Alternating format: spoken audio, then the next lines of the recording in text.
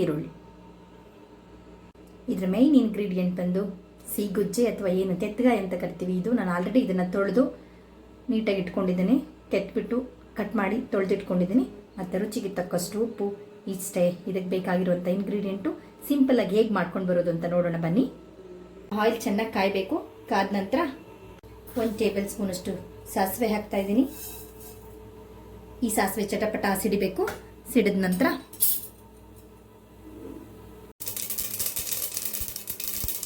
ಈಗ ಸಾಸಿವೆ ಸಿಡಿತಾ ಇದೆ. ಈಗ ನಾನು ಇದಕ್ಕೆ ಕರಿಬೇವು ಹಾಕೋತಾ ಇದ್ದೀನಿ.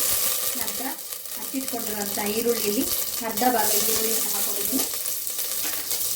ನಂತರ ಇದನ್ನು ಈರುಳ್ಳಿ ಸ್ವಲ್ಪ ಕೆಂಪು ಬಣ್ಣ ಬರೋವರೆಗೂ ಹುರ್ಕೋತಾ ಇದ್ದೀನಿ.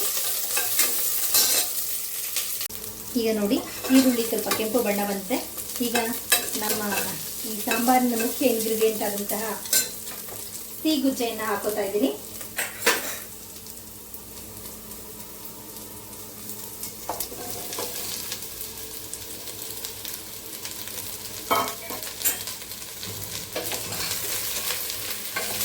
ಸೀಗುಜ್ಜೆಯನ್ನು ಹಾಕಿ ಚೆನ್ನಾಗಿ ಫ್ರೈ ಮಾಡಬೇಕು.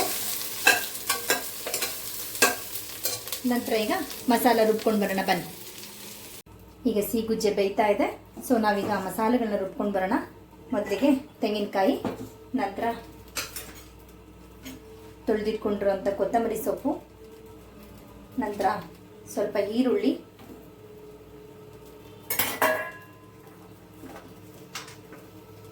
ಒಂದು ಎಸಳು ಬೆಳ್ಳುಳ್ಳಿ, ಆಗಲೇ ನಿಮಗೆ ತೋರಿಸಿದ ಹಾಗೆ,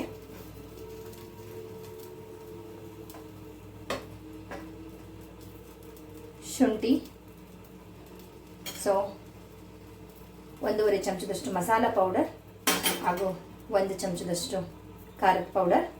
ಇಷ್ಟನ್ನು ರುಬ್ಕೊಂಡು ಬರೋಣ ಬನ್ನಿ. ಈಗ ಮಸಾಲ ರೆಡಿ ಇದೆ ನೋಡಿ. ಮಸಾಲ ಈಗ ರುಬ್ಕೊಂಡಿದ್ದೀನಿ.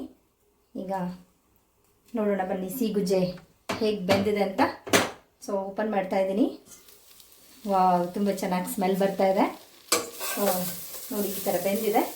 ಸೊ ಈಗ ನಾವು ಇದಕ್ಕೆ ಮಸಾಲಾನ ಆ್ಯಡ್ ಮಾಡಬೇಕು. ಮಸಾಲ ಆ್ಯಡ್ ಮಾಡ್ತಾ ಇದ್ದೀನಿ. ಆದಷ್ಟು ಮೀಡಿಯಮ್ ಉರಿಲೇ ಬೇಯಿಸ್ಕೊಳ್ಳಿ. ಮಸಾಲ ಹಾಕಿದ ಮೇಲೆ ಸ್ವಲ್ಪ ಹೊತ್ತು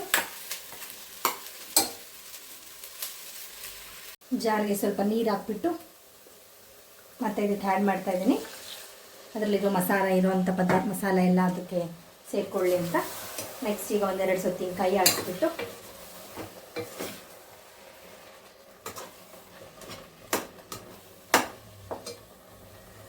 ಈಗ ನೋಡಿ ಕುದೀತಾ ಇದೆ ಸೀಗುಜ್ಜೆ ಸಾಂಬಾರು, ಕೆತ್ತಕಾಯಿ ಸಾಂಬಾರು ಕುದೀತಾ ಇದೆ. ಈಗ ನಾವು ಒಂದು ಉಪ್ಪು, ರುಚಿಗೆ ತಕ್ಕಷ್ಟು ಉಪ್ಪು, ಎಷ್ಟು ಬೇಕೋ ಅಷ್ಟನ್ನು ನಾನು ಏನು ತೊಗೊಂಡಿದ್ದೆ 1 ಸ್ಪೂನಷ್ಟು, ನಾನು ಇಲ್ಲಿ ಎಷ್ಟು ಬೇಕೋ ಅಷ್ಟನ್ನೇ ತೊಗೊಂಡಿದ್ದೀನಿ. ಅಷ್ಟು ಉಪ್ಪನ್ನು ನಾನು ಇಲ್ಲಿ ಹಾಕ್ತಾ ಇದ್ದೀನಿ. ನಂತರ ಇದನ್ನು ಸ್ವಲ್ಪ ತಿರುಗಿಸ್ಕೊಂಡು, ನಮಗೆ ಗಟ್ಟಿ ಬೇಕು ಅಂದರೆ ಇದೇ ಅದಕ್ಕೆ ಬಿಟ್ಟರೆ ಸಾಕಾಗುತ್ತೆ. ಈಗ ನನಗೆ ಸ್ವಲ್ಪ ಇಲ್ಲಿ ಮುದ್ದೆಗೆ ಮತ್ತು ಅನ್ನಕ್ಕೆಲ್ಲ ಬೇಕಾಗಿದೆ.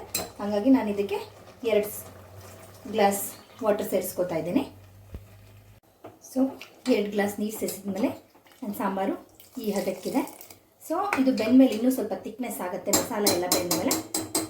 ಸೊ ಈಗ ಕುಕ್ಕರ್ ಮುಚ್ಚಿಬಿಟ್ಟು 2 ವಿಷಲ್ ತೆಗ್ಸೋಣ.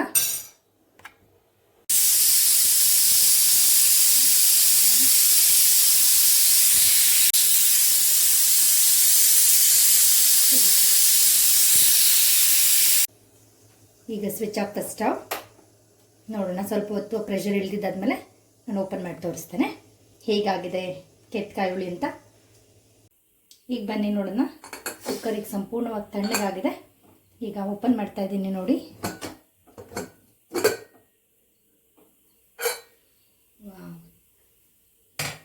ಈಗ ಸಾಂಬಾರು ರೆಡಿಯಾಗಿದೆ ನೋಡಿ. ಚೆನ್ನಾಗಿ ಅದಕ್ಕೆ ಬೆಂದಿದೆ. ನೋಡಿ ಎಷ್ಟು ಚೆನ್ನಾಗಾಗಿದೆ. ಇದನ್ನು ನಾನು ಈ ಸಾಂಬಾರು ಜೊತೆ ಕೆತ್ತಕಾಯಿ ಹುಳಿ, ಅನ್ನ, ಮುದ್ದೆ, ಇದು ನಮ್ಮ ಮನೇಲಿ ಯೂಶಲಿ ಮುದ್ದೆ ಮತ್ತು ಅನ್ನ ಸಾಂಬಾರು ಇಷ್ಟಪಡ್ತಾರೆ. ಹಾಗಾಗಿ ನಾನು ಇದನ್ನು ಮಾಡ್ಕೊಂಡಿದ್ದೀನಿ. ನಿಮಗೆ ಯಾವ್ಯಾವುದು ರೊಟ್ಟಿ, ಚಪಾತಿ ಎಲ್ಲದ್ರ ಜೊತೆ ಕೂಡ ತುಂಬ ಚೆನ್ನಾಗಿರುತ್ತೆ. ಮುಖ್ಯವಾಗಿ ಇದು ತುಂಬ ಅತಿ ಹೆಚ್ಚು ಪ್ರೋಟೀನ್ ಇರುತ್ತೆ. ಡಯಟ್ ಕಾನ್ಷಿಯಸ್ ಇದ್ದವರು ಕೂಡ ಮಾಡ್ಕೋಬೋದು. ಇದನ್ನು ಎಲ್ಲರೂ ಒಂದ್ಸರಿ ಮಾಡಿ ಹಾಗೆ ಹೇಗಿತ್ತು ಅಂತ ಕಾಮೆಂಟ್ ಮಾಡಿ. ಧನ್ಯವಾದಗಳು.